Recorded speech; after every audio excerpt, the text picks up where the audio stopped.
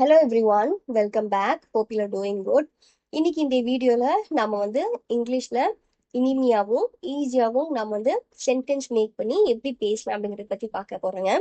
And இன்னைக்கு நம்ம பார்க்க போகிற ஃபர்ஸ்ட் தமிழ் சென்டென்ஸ் என்ன அப்படின்னா, நீங்கள் காரை பயன்படுத்தவில்லை என்றால் அதை வைத்திருப்பதில் எந்த அர்த்தமும் இல்லை. நீங்கள் காரை நீங்கள் யூஸ் பண்ணல அப்படின்னா அதை வச்சிருக்கிறதுல எந்த அர்த்தமும் இல்லை. ஓகே, இந்த செகண்ட் சென்டென்ஸை பாருங்க. இனி காத்திருப்பதில் அர்த்தமில்லை, அதனால் நாங்கள் கிளம்பினோம். ஃபார் அன் எக்ஸாம்பிள், நீங்க பஸ்ஸுக்காக ரொம்ப நேரமா வெயிட் பண்ணி இருந்திருப்பீங்க. ஆனா இதுக்கப்புறமும் வெயிட் பண்றதுல அர்த்தம் இல்லை அப்படின்னு நீங்க கிளம்பிருப்பீங்க. ஸோ இந்த மாதிரி சென்டென்சஸையும் நம்ம இங்கிலீஷ்ல எப்படி டிரான்ஸ்லேட் பண்ணலாம் அப்படின்னு நம்ம பார்க்கலாம். அண்ட் நெக்ஸ்ட் பாருங்க, காரை பயன்படுத்தாமல் வைத்திருப்பது என்ன அர்த்தம்? காரை யூஸ் பண்ணாம வச்சிருக்கிறதுல என்ன அர்த்தம் அப்படின்னு நீங்க கேட்பீங்க, கொஸ்டின் கேட்பீங்களா? ஸோ இந்த மாதிரி சென்டென்ஸையும் நம்ம இங்கிலீஷ்ல எப்படி பேசலாம் அப்படின்னு பார்க்கலாம்.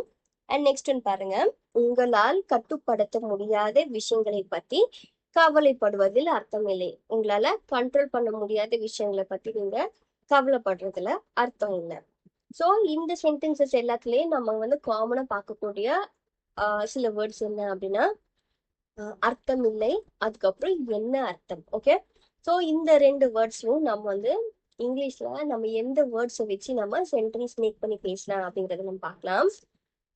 ஸோ நம்ம இங்கிலீஷ்ல there is no point, it is no use, it is no good அப்படிங்கிற இந்த மூணு ஷார்ட் சென்டென்சஸ் வச்சு நாம சென்டென்ஸ் மேக் பண்ணி பேசலாங்க. அண்ட் இன்னைக்கு கிளாஸ்ல என்ன பத்தி பார்க்க போறோம்? There is no point in doing something, அதுக்கப்புறம் it is no use of doing something, அதுக்கப்புறம் it is no good of doing something அப்படிங்கிற இந்த மூணு ஷார்ட் சென்டென்ஸ் தான் இன்னைக்கு நம்ம இந்த கிளாஸ்ல பார்க்க போறோம். Okay clear? இப்போ நம்ம ஃபர்ஸ்ட் சென்டென்ஸ் என்னன்னு பார்க்கலாம். எக்ஸாம்பிள் சென்டென்ஸ் ஃபர்ஸ்ட் பாருங்க. There is no point in having a car if you never use it. There is no point in having a car if you never use it. அப்படின்னு என்ன அர்த்தம் அப்படின்னா, நீங்கள் காரை பயன்படுத்தவில்லை என்றால் அதை வைத்திருப்பதில் எந்த அர்த்தமும் இல்லை. நம்ம ஃபர்ஸ்ட் பார்த்தோம் இல்லைங்க, அதே சென்டென்ஸ் தான். நீங்க காரை யூஸ் பண்ணல அப்படின்னா அதை வச்சிருக்கிறதுல எந்த அர்த்தமும் இல்லை. ஸோ எந்த அர்த்தமும் இல்லை அப்படிங்கிறது தான் இங்க தேர் இஸ் நோ பாயிண்ட் அப்படின்னு நாம இந்த ஷார்ட் சென்டென்ஸை நம்ம யூஸ் பண்ணியிருக்கோம். ஸோ அதனாலதான் இந்த சென்டென்ஸ்ல there is no point in having a car if you never use it அப்படின்னு நம்ம சொல்லியிருக்கோம். ஓகே, இப்போ இந்த செகண்ட் சென்டென்ஸை பாருங்க. There is no point in buying a new phone when your current one works fine. There is no point in buying a new phone when your current one works fine. அப்படின்னு என்ன அர்த்தம் அப்படின்னா, உங்களுடைய தற்போதைய phone நன்றாக வேலை செய்யும் போது நீங்க புதிய போன் வாங்குவதில் எந்த அர்த்தமும் இல்லை. உங்ககிட்ட ஆல்ரெடி இருக்கிற போனே நல்லா ஒர்க் பண்ணிட்டு இருக்கு அப்படின்னா நீங்க புது போன் வாங்குறதுல எந்த அர்த்தமும் இல்லை. ஸோ இந்த தமிழ் சென்டென்சஸ் தான் நம்ம தேர் இஸ் நோ பாயிண்ட் அப்படிங்கிற இந்த ஷார்ட் சென்டென்ஸை வச்சு there is no point in buying a new phone when your current one works fine அப்படின்னு நம்ம சொல்லியிருக்கோம். ஓகே, இப்போ நெக்ஸ்ட் பாருங்க. there is no point in worrying about things you can't control. there is no point in worrying about things you can't control அப்படின்னு என்ன அர்த்தம் அப்படின்னா, உங்களால் கட்டுப்படுத்த முடியாத விஷயங்களை பத்தி நீங்க கவலைப்படுறதுல அர்த்தம் இல்லை.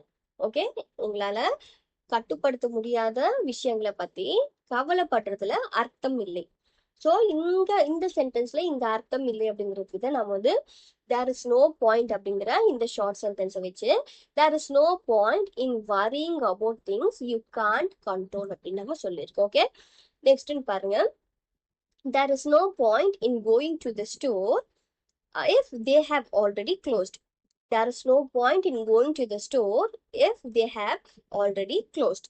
அப்படின்னு என்ன அர்த்தம் அப்படின்னா, கடை ஏற்கனவே மூடப்பட்டிருந்தால் அங்கு செல்வதில் எந்த அர்த்தமும் இல்லை. அந்த க்ளோஸ் ஆல்ரெடி அந்த ஷாப் ஆல்ரெடி க்ளோஸ் பண்ணியிருந்தா அங்க போறதுல எந்த அர்த்தமும் இல்லை. ஸோ அதுக்கு தான் நாம there is no point அப்படிங்கிற இந்த ஷார்ட் சென்டென்ஸ் வச்சு there is no point in going to the store if they have already closed அப்படின்னு நம்ம சொல்லியிருக்கோம். ஓகே, நெக்ஸ்ட் பாருங்க. There was no point in waiting any longer, so we left. There was no point in waiting any longer, so we left. அப்படின்னு என்ன அர்த்தம் அப்படின்னா, இனி காத்திருப்பதில் அர்த்தம் இல்லை, அதனால் நாங்கள் கிளம்பினோம். இனி வந்து வெயிட் பண்றதுல அர்த்தம் இல்ல, அதனால நாங்க வந்து கிளம்பினோம். ஓகே, ஸோ இனிமே நான் இனியும் நம்ம வந்து பஸ்ஸுக்காக வெயிட் பண்றதுல அர்த்தம் இல்லை, அதனால நாங்க கிளம்பினோம். ஓகே, ஸோ இந்த சென்டென்ஸ்ல நம்ம வந்து காத்திருப்பதில் அர்த்தம் இல்லை அப்படின்னு நம்ம சொல்லியிருக்கோம்லங்க, அதுக்கு வந்து நாம இங்கிலீஷ்ல தேர் வாஸ் நோ பாயிண்ட் அப்படின்னு யூஸ் பண்ணி there was no point in waiting any longer, so we left அப்படின்னு நம்ம சொல்லலாம். ஓகே, நெக்ஸ்ட் பாருங்க. What's the point of having a car if you never use it.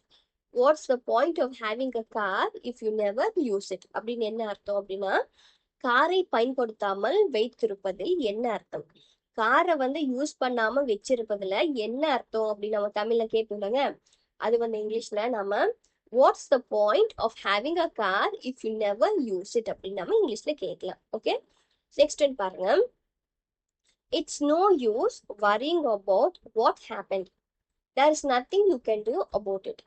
There is no use worrying about what happened, there is nothing you can do about it அப்படின்னு என்ன அர்த்தம் அப்படின்னா, நடந்ததை பத்தி கவலைப்படுறதுல எந்த பயனும் இல்லை, அதை பத்தி நீங்க வந்து எதுவும் செய்ய முடியாது.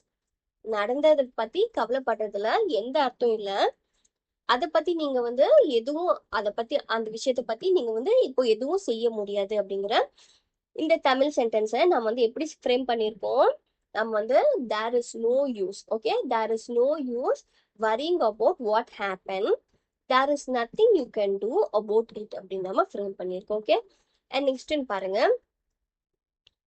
It is no good trying to fix the machine yourself, better call an expert.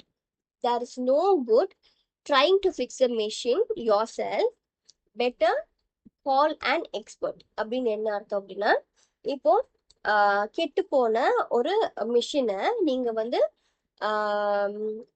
மிஷினை நீங்க வந்து சரி பண்ண முயற்சிப்பதில் எந்த பயனும் இல்லை, ஒரு எக்ஸ்பர்ட்டை உதவியே